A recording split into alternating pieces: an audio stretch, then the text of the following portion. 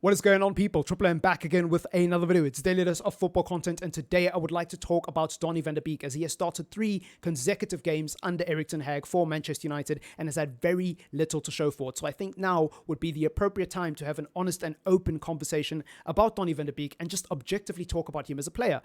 I am starting to have my doubts. I have been an avid defender of Donny Van De Beek, and any avid defender and any avid believer of Donny Van De Beek over the last 3 years will tell you pretty much the same thing, that Donny Van De Beek hasn't had a string of games in the team. Every time he does play, he plays with the second string team, and he just never plays with players who are on his same wavelength.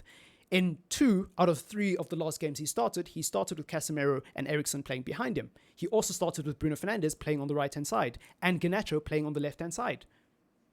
Those players are good enough. They are not second-string Manchester United players, apart from maybe Garnacho, and I would even argue that Garnacho is actually a starting player at the moment, with Sancho out due to illness and Antony out of the team at the moment. Garnacho has been one of our most exciting players and probably one of our most productive wingers, apart from Marcus Rashford, right? So Garnacho is good enough. But Donny Van De Beek, for some reason, can't seem to get into the game. Yesterday evening against Aston Villa, he had no goals, no assists, obviously, but what's even more worrying is that he only had 21 touches in 62 minutes. That is worrying, because when you're playing in the number 10 position, you are the funnel of creativity. You are the basically the central point where everything should go through. You have the license to drop into pockets of space, receive the ball, and do pretty much as you please, whereas the other roles in the team are a lot more rigid and have a lot more specific instructions. But as a number 10, generally speaking, you have license to move anywhere you want in these central areas. You can go in the left half space, you can go in the right half space, you can go through the middle. Sometimes you can drift out wide. You have no excuse to not be involved in the game. And yet Donny Van De Beek in 62 minutes of football only had 21 touches. On top of that, what's even more worrying is that his pass percentage was at 71%. He only attempted 17 passes, only landed 12 of them successfully, and none of them were long balls, none of them were key passes, or none of them was something that led to a chance being created. That is extremely worrying.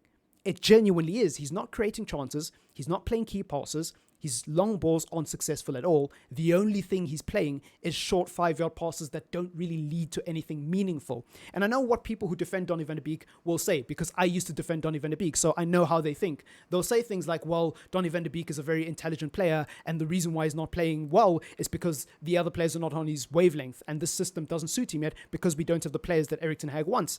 And maybe that is true. Maybe that is true. But in football and in life, you can't live based on the future. You can't live based on hypotheticals. You live in the here and now. Your job and your responsibility as a player of Manchester United, especially playing in a pivotal position like the number 10 role, is to adapt. It's to adapt. You can't spend 62 minutes on a football pitch saying, well, you know, they're not on the same wavelength as me, so I just keep making runs and they're not passing the ball. No, then make a different run. Do something different. Try affect the game in a different way. It's on you to adapt to the team, not the team to adapt to you. Nobody's bigger than the club, right? So why is it that the team has to adapt to this one player? It makes no sense. It makes no sense, and I'm tired of the excuses that are being made for Donny Van De Beek. I personally still think that there is a slight chance, albeit very little, that he will come right at Manchester United, but the excuses need to stop. He needs to take responsibility. You know what's funny? Yesterday's game, this is a data visualization from Opta. They're very, I don't know if they have a website. I assume they do. I'm probably embarrassing myself right now, but I follow them on Twitter. So that's where I get most of their data visualizations from. And this is the attacking sequence involvements from Manchester United and the Villa game, right? And there's 2 Villa players there, but look at how many Manchester United players are there and tell me if you can spot Donny Van De Beek. Elanga, Ollie Watkins, Kamara, Eriksen, Scott McTominay, Garnacho, Rashford, Bruno all contributed in some capacity, whether it's shot creating actions, chance creation, or build-ups to a shot by a fellow teammate. Donny Van De Beek isn't on this list. How? When you're playing in the number 10. It's understandable if Eriksen wasn't on that list because he's playing a lot deeper. Even though he has license to go forward, he has a lot of defensive responsibilities. So it's understandable how it would be difficult for him to get into the game. But for Donny, it just doesn't make sense. Now, yes, Aston Villa played a very good mid-block. That I'm not denying that at all. And them blocking our passing lanes into the central areas is in part one of the reasons why Donny Van De Beek and a few other players at the weekend struggle to get into the game. I'm not denying that at all. There's always context to be applied. But where there's context, there also has to be personal responsibility. No amount of context can justify these performances. And that's all I'm saying. Donny Van De Beek needs to take some personal responsibility. And I'm sure he will as a professional footballer. I mean, he's probably not even watching this video. But I'm talking to the fans right now. I'm talking to the people who defend Donny Van De Beek and refuse to acknowledge his flaws. It's just not fair. It's just not fair. At some point, we need to look at this player and say, you know what? Maybe he isn't that good. Maybe he isn't cut out for Premier League football. Maybe, just maybe, he isn't all that. I don't know. I'm starting to have my doubts about him. I'm not completely writing him off yet because it is only 3 games. But I'm struggling to see how this guy gets into the team ahead of Bruno.